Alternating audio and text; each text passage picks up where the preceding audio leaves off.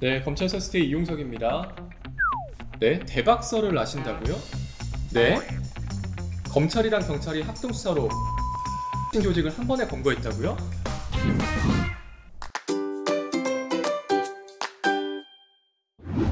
안녕하세요. 검찰 속에 숨어있는 의미, 재미, 즐거움, 감동설을 찾아 전하는 검찰서 스테이 이용석입니다.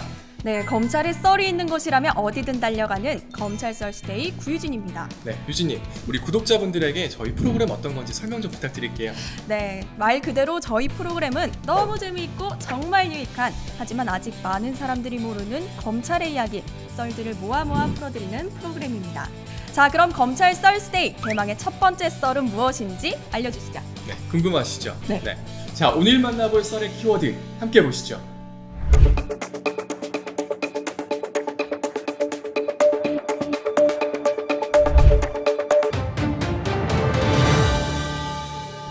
저도 이 사건을 본 적이 있는데요. 정말 급하게 돈이 필요한 사람들에게 휴대폰을 개통해서 넘기면 돈을 준다고 하고 최신 휴대폰만 갈취한 뒤 잠적을 해버린다고요. 네, 그뿐만이 아닙니다. 내 손을 스쳐간 최신 스마트폰의 기기값부터 스마트폰과 개인정보를 이용해서 각종 게임 사이트에 소액 결제도 아주 신나게 한다고 해요.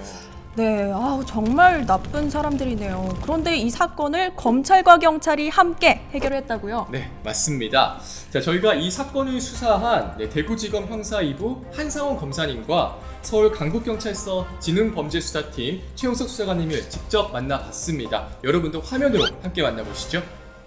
이 사건 피해자들은 총책, 위장 광고책, 대출 희망자 통신 조회, 상담책, 휴대폰 매입책 등 대출을 희망하는 수백 명의 피해자들을 상대로 휴대폰과 유심칩이 반드시 필요한 것처럼 속이고 휴대폰을 매입한 뒤에 소액 결제하고 휴대폰은 대포폰으로 유통시키는 방법으로 약 23억 원 상당을 편취하였으며 검찰과의 유기적이고 긴밀한 협력 관계를 통해서 한 개 조직을 일망타진한 사건입니다.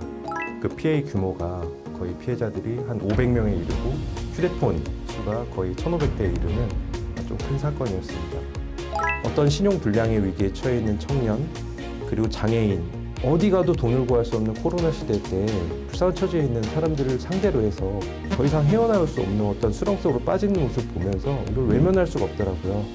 피해자는 500여 명, 피해 휴대폰 대수만 해도 1,500여 대, 피해 금액은 23억 원이라니 정말 어마어마한 금액이네요. 적어도 피해자 1인당 3대의 휴대폰은 개통을 했어야 하거든요. 요즘 스마트폰 가격이 만만치 않으니까 이 피해는 더 커졌겠죠. 그런데 한상훈 검사님과 최은석 수사관님 모두 검경 합동수사는 전혀 경험이 없으셨다는 얘기를 들었어요. 네, 그렇습니다. 그럼에도 불구하고 한상훈 검사님은 이 합동수사는 분명 좋은 성과를 가지고 올 수 있을 거다라는 확신이 있으셨다고 해요. 그 이유가 뭔지 궁금한데요. 한상훈 검사님, 어떤 이유가 있을까요? 국외 훈련을 통해서 굉장히 많은 것을 배웠습니다. 미국에서 과연 이제 검찰 제도가 어떻게 운영되고 있고 또 그리고 서민 다중 피해 범죄에 대해서 미국에서는 어떤 방식으로 대응하는지 그러던 차에 이 사건을 만나게 되었고 함께 조사해서 수사를 할 수 있는 굉장히 큰 사건이 될 수 있겠다라는 생각을 하게 됐습니다. 검사님이 검경 합동수사에 좋은 성과를 기대하며 이번 사건을 합동수사로 진행한 분명한 이유가 있었군요. 네, 검사님은 미국 국외훈련 시 직접 본 지식과 경험을 바탕으로 이번 대포폰 사건이 합동수사에 적합할 것이라고 판단을 하셨고요. 경찰에 합동수사를 요청하며 본격적인 검경 크로스가 시작이 됐다고 합니다. 자, 그럼 실제로 진행된 수사 과정은 어땠을까요?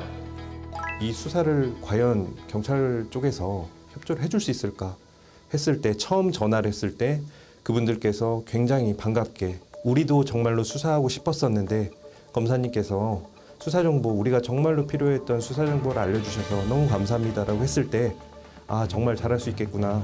이 사건을 진행하면서 약 2개월 만에 왕복 8시간 거리인 지방을 10여 차례에 걸쳐서 탐문하고 잠복 수사하면서 아주 힘들게 수사를 진행했었는데 어떤 영장이든 신속하게 청구돼가지고 일사천리로 사건 진행됐었습니다.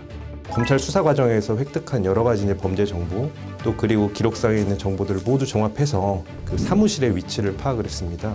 경찰관 분들께 사무실 위치를 알려주고 그럼 압수수색을 좀 해달라, 이렇게 이제 보안 소위 요구를 했을 때 경찰관들께서 이 부분에 대해서 단순히 사무실을 압수수색하는 것에 그치는 것이 아니라 저희와 이제 긴밀히 얘기해가면서 사무실에 있는 모든 지문 분석을 했습니다.